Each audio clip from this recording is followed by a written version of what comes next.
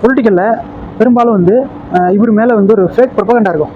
அப்படி fake propaganda இருக்கக்கூடிய யார் அப்படின்னு பார்த்தோம் அப்படின்னாக்க, இப்போ இருக்கிற இன்டர்நெட் கம்யூனிட்டி பொறுத்தவரையில் பாசிட்டிவ் வந்து கொஞ்சம் பொறுமையாக தான் இருக்கும்.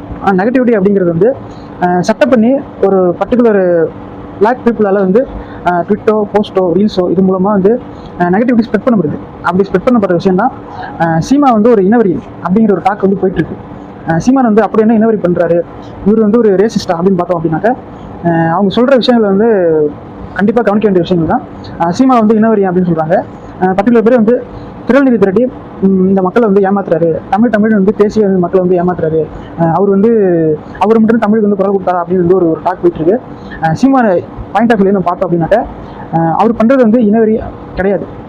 அவர் பேசுறாரு தமிழ்நாட்டு மக்களுக்கு, தமிழ் மக்கள் தான் தமிழன் ஆளணும் அப்படிங்கிறது வந்து அதை மட்டும் தான் முன்வைக்கிறாரு தவிர இனவரி ரேசிசம் அப்படிங்கிற கான்செப்ட் உண்மையாலுமே ரேசிசம் அப்படின்னாக்க காசாவோ பாலஸ்தீனமோ இஸ்ரேல் நடக்கிற விஷயங்கள் அப்படிதான் ரேசிசம்.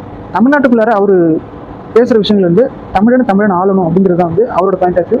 அப்படிங்கிற பட்சத்தில் தமிழ் மக்களுக்காக தான் அவர் வந்து குரல் கொடுக்குறாரு. அப்படி குரல் கொடுத்தாலுமே கூட அவர் வந்து பெரும்பாலும் வந்து ஒரு தமிழ் ரேசிஸ்ட், இவர் வந்து மற்றவங்க யாரும் அலோவ் பண்ண மாட்டேங்கிறாரு. அப்படி பார்த்தா உலகத்தில் வந்து எல்லாருமே வெளில போய் வேலை பார்க்குறாங்க. அப்போ அங்கே ரேசிசம் வந்து இவர் எப்படி பார்ப்பாரு? அவர் அதை வந்து பெருசாக பேசல. ரேசிசம் அப்படிங்கிற மாதிரி அவர் பேசல. அவர் வந்து தமிழ் மக்களுக்காக தமிழனை ஆள்றது அப்படிங்கிறது வந்து யாருங்கிறத பேசுகிறாரு தவிர அவர் திரள் திருடுறாரா, இல்லை வந்து ஃபண்டிங் எப்படி பண்ணுறாரா, இவர் வந்து ஸ்கேம் பண்ணுறாரா அப்படிங்கிறதெல்லாம் ஒரு பக்கம் ஒதுக்கி வச்சுட்டு சீமானை பொறுத்தவரையில் அவர்கிட்ட வந்து நிறைய நல்ல விஷயங்கள் இருக்குது. அப்படி இருக்கும்போது அவர்கிட்ட இருக்க நல்ல விஷயங்களை அமலுக்கு கொண்டு வர முடியாட்டாலும் அதில் 10ல் 2 விஷயம் அமலுக்கு வருது அப்படிங்கிறது வந்து பெரிய விஷயம்தான். முதல்ல சீமான் வந்து ரேசிஸ்டா இனவரியன் அப்படின்னு பார்த்தோம்னாக்க, இது வந்து ஒரு ஃபேக் ப்ரொபகண்டா.